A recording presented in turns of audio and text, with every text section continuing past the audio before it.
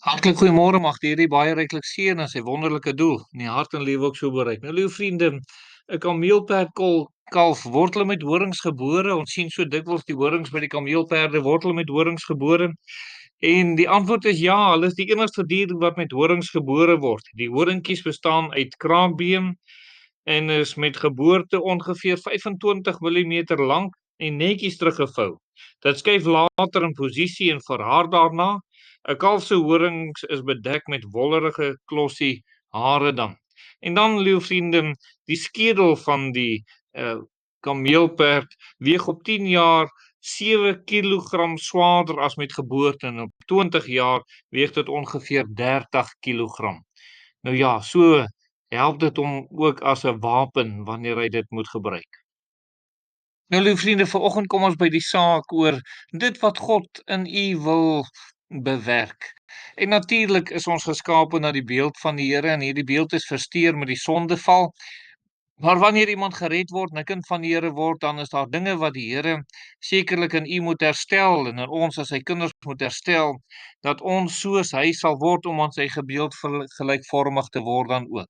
En wat is dit wat dan so belangrik is dan ook? Wel, een van die sake is God is heilig. As ons kyk wie die Here is, sal ons sien wat die Here in ons wil doen. God is heilig. Eksodus 15 vers 11 sê: "O Here, wie is soos U onder die gode? Wie is soos U, verheerlik in heiligheid, gedig in roemryke dade, een wat wonders doen?" Ja, die Here is verheerlik in heiligheid. En dit wil die Here sekerlik hê, moet u as sy kind word verheerlik in heiligheid. Jesaja 6 vers 3 staan daar in die een het die ander toegeroep en gesê: Heilig, heilig, heilig is die Here van die leerskare.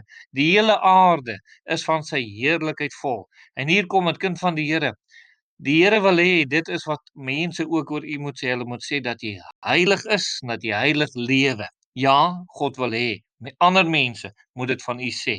Hy wil u so maak en daarom moet u so aan hom oorgee. Dis wat die Here in u wil bewerk. U en ek kan nie iets anders dit wil doen as ons binne die wil van God wil bly nie. Die tweede ding is, God is liefde. In Johannes 4 vers 8 sê, hy wat nie lief het nie, het God nie geken nie. En liewe vriende, u moet nou sekerlik weet dat u die Here ken. Waarom? Want God is liefde.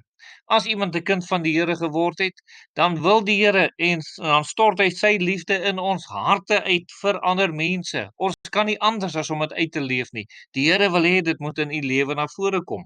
Johannes 16 vers 27 sê: Want die Vader self het julle lief, omdat julle my liefgehad en geglo het dat ek van God uitgegaan het. En dit moet u sekerlik ook so vandag weet, dat u in hierdie liefde van die Here is. Liewe vriende, kan ek vir u so vra, het God die Vader u lief omdat u Jesus lief het? Dis iets om te oordink. Gaan dink weer oor Johannes 16 vers 27. 1 Johannes 4 vers 7 sê: Geliefdes, laat ons mekaar lief hê, want die liefde is uit God. En elkeen wat lief het, is uit God gebore.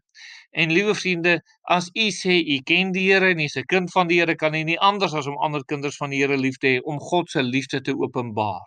Die Here wil hê dat ons daarom moet groei en toeneem en meer soos hy word. En daarom is dit 'n wonderlike saak dat die Here dit ook so in ons lewe kom doen dan. Kind van die Here, mag u in hierdie liefde van die Here gevorm word dan. Nog 'n saak is, God is getrou. 1 Korintiërs 1 vers 9 sê, God is getrou deur wie hulle geroep is tot die gemeenskap met sy Seun, Jesus Christus ons Here. Deuteronomium 7 vers 9 sê, jy moet dan weet dat die Here jou God is, die getroue God, wat die verbond en die goedertierenheid hou vir die wat hom liefhet en sy gebooie onderhou in 1000 geslagte. Liewe vriende, God is nog altyd getrou. En die Here wil ook hê dat u ook getrou moet wees teenoor hom, teenoor sy saak. En mag die Here vir u daarin vind ook. Psalm 33 vers 4 sê, want die woord van die Here is reg en al sy werke is met trou. Is dit nie kosbaar om te sien hoe God geopenbaar hier word nie? Al die werk van die Here is trou. Inteendeel, die skrif sê, al is ons ontrou, hy bly getrou. Is dit nie wonderlik hoe die Here is nie? Hoeveel mense is daar vandag wat ontrou teenoor God geword het, want hulle dink die Here het hulle een of ander onreg aangedoen, of het hulle gebed of so nie verhoor nie, toe word hulle ontrou. Nee, God wil hê ons moet getrou wees. Nog 'n saak is, God is genadig, liewe vriende. Psalm 103 vers 8 sê, barmhartig en genadig is die Here, lankmoedig en groot van goedertierenheid. Deuteronomium 4 vers 31 sê, want die Here jou God is 'n barmhartige God. Hy sal jou nie verlaat en jou nie in die verderf stort nie. Liewe vriende, ons weet wat genade is, dis iets wat ons nie verdien, wat ons ontvang. En dit is hierin wat die Here vir ons sekerlik besonderlik genade kom bewys het, hoe hy ons siele kom red het. En hoeveel ander opsigte die Here ons sal genade gewees. Psalm 51 vers 3 sê, wees my genadig, o God, na die goedertierenheid. Delg my oortredinge uit na die grootheid van die barmhartigheid. Nou as u weet dat die Here u vergewe het, liewe vriende, vir die oortredinge, dan behoort u mos ook iemand te wees wat ander mense genadig kan wees. Want vergewe ons soos ons skuldenaars vergewe.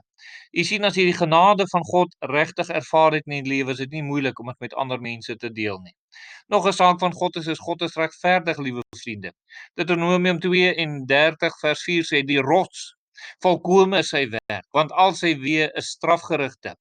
'n God van trou en sonder onreg, regverdig en reg is hy. Abraham het by die Here juis gepleit, omdat hy geweet het dat God regverdig is. In Genesis 18 vers 25 lees ons, en laat dit ver van u wees om so iets te doen, om die regverdige saam met die goddelose om te bring, sodat die regverdige gelyk is met die goddelose. Laat dit ver van u wees, sal die regter van die ganse aarde geen reg doen nie. U sien, as u weet God is regverdig, dan sal dit sekerlik by u ook maak, nie net om ook regverdig te wees nie, maar dit sal u gebedslewe verryk om tot God te bid oor hierdie regverdigheid van die Here. Mag die Here hierdie dinge in u bewerk, en mag u so aan hom oorgegee wees. Kom ons bid. Ons dierbare Here, baie dankie dat u vir ons openbaar wie u is, en dat u vir ons dan ook so wil vorm tot u beeld. Amen.